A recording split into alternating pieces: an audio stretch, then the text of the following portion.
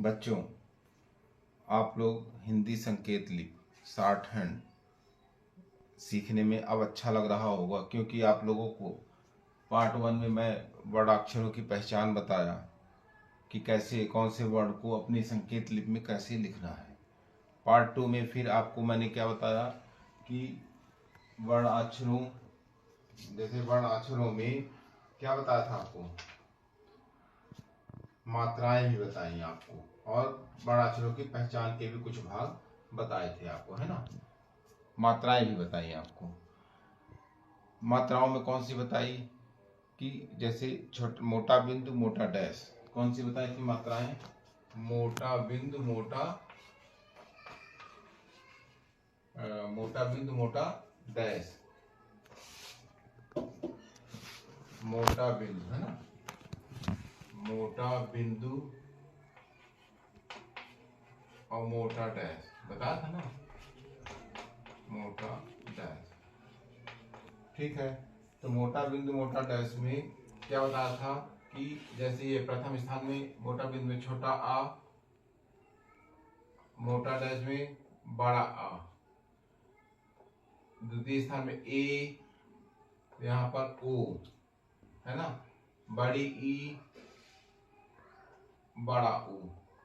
ये मैं आपको बताया था किसमें, वर्णाक्षरों की मात्राओं में, है ना, कि वर्णाक्षरों के जो व्यंजन है उसमें मात्राएं हम कैसे यूज करेंगे। तो मोटा बिंदु मोटा डैश बताया था आपको। ठीक है, क्लियर है। तो इसको उपयोग करने के लिए आड़ी रेखाओं में कैसे उपयोग करना है, ठीक है, आज हम आपको ये बताने जा रहे हैं। क्या बताने जा रहे हैं? आड़ी रेखाओं में कैसे यूज करना है। तो उसके लिए अपने को समझना होगा कि यदि कोई भी आड़ी रेखा आए जिसमें प्रथम स्थान का स्वर लगा हो, है ना, मतलब प्रथम स्थान की जो आपको मात्राएं हैं लगी हों, और दूसरा बिंदु नीचे आने वाला हो, ठीक है, तो वह लाइन से ऊपर लिखा जाएगा। सपोज दैट एक कॉपी की लाइन है आपकी, है ना, इसको समझना है। कॉपी की लाइन, जैसे मान लो लिखा है काट, तो का ये हो गया और ये टा नीचे आने वाला हो गया। अब काट में क्या है, बड़ा आ, तो बड़ा आ जैसा मैंने आपको बताया था कि मोटा डैश में बड़ा आ प्रथम स्थान पे है, तो काट का के बाद है, ठीक है, तो पूर्व बाद विकल्प आपको बता दिया था, तो ये काट लिखा गया, तो ये काट हुआ, तो ये लाइन से ऊपर रहेगा, ठीक है। इसी तरह यदि व्यंजन का पहला आड़ी रेखा जो है उसमें द्वितीय स्थान की मात्रा आती है, तो व्यंजन लाइन पर लिखा जाएगा। जैसे लिख दिया कोट, कोट में देखो द्वितीय स्थान पर लगा और टा लाइन पर आ गया। तीसरा आ गया मान लो कीट, क्या लिख दें, कीट, तो ये का और ये लाइन कट जाएगी ये, और दूसरे स्थान के पूर्व में लग जाएगी मात्रा। तो ये तीन चीज है व्यंजन में मात्राओं का उपयोग, ठीक है।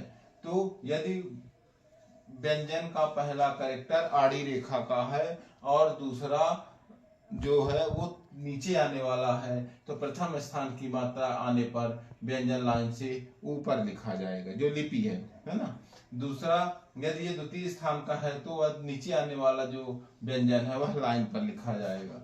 तीसरा, यदि तीसरे स्थान की मात्रा है तो व्यंजन लाइन काट कर लिखा जाएगा।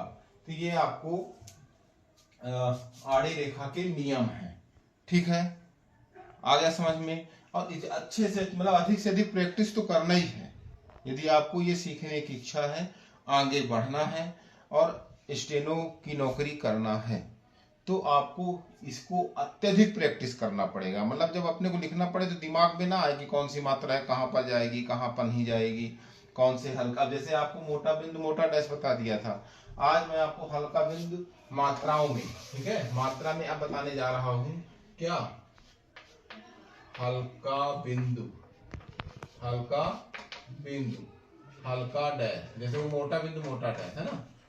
अब हमको ये देखना पड़ेगा क्योंकि हमारे पास मात्रा लगाने के लिए 3 स्थान होते हैं, पहला, दूसरा, तीसरा, पूर्व और बाद। तो अब वहां पर मोटा आ रहा है, कौन सा हल्का आ रहा है, ये हमको स्वयं देखना पड़ेगा, हमारी प्रैक्टिस पर डिपेंड करेगा। जैसे हल्का बिंदु में आए, एक है आए, दूसरा है आई, क्या है, ऐ आई, ठीक है।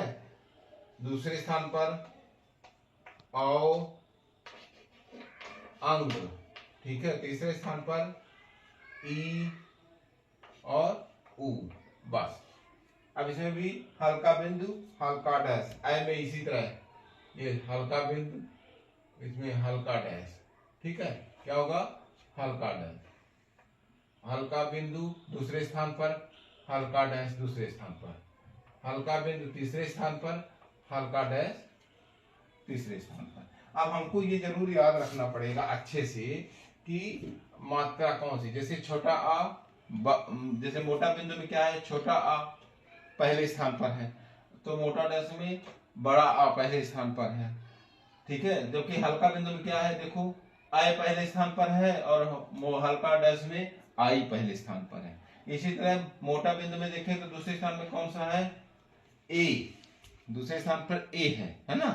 और यहाँ पर मोटा डैश में क्या है, ओ है दूसरे स्थान पर, किसमें, मोटा डैश मोटा बिंदु में। तो हल्का में क्या है, देखो आओ है दूसरे स्थान पर और अंग डैश में है। इसी तरह तीसरे स्थान पर है तो बड़ी ई बड़ा ऊ है मोटा बिंदु मोटा डैश में, तो हल्का बिंदु में छोटी ई छोटा ऊ है। ये आपको अच्छे से प्रैक्टिस करना होगा और याद करना पड़ेगा। जब इसको आप याद कर लोगे तब आप आगे बढ़ोगे। अच्छा, इस यदि आप चाहते हो कि स्टेनो का कोई भी हमारा जो वीडियो बने वो आप तक तत्काल पहुंचे तो सब्सक्राइब जरूर कर लें, है ना, जिससे आपको हमारे जो भी वीडियो स्टेनो के आए वो तत्काल मिले। अच्छा, ये भी ध्यान रखना कि यदि आप अच्छी प्रैक्टिस कर लेते हो, है ना, तो आप एक दक्ष स्टेनो बन जाते हो, लिपि की कुशल लिपि लिख सकते हो, है ना। तो इसलिए आप अच्छे से अधिक प्रैक्टिस करें, कॉपी और पेंसिल से ही करें। जहाँ हल्का बिंदु है वहाँ हल्का बिंदु, जहाँ हल्का डैश है वहाँ हल्का डैश, जहाँ गाढ़ा बिंदु है गाढ़ा बिंदु, जहाँ गाढ़ा डैश है वहाँ गाढ़ा डैश का प्रयोग करें। मात्राओं के स्थान को याद रखें कि कौन सी पहले स्थान की है, कौन सी दूसरे स्थान की, कौन सी तीसरे स्थान की है ना।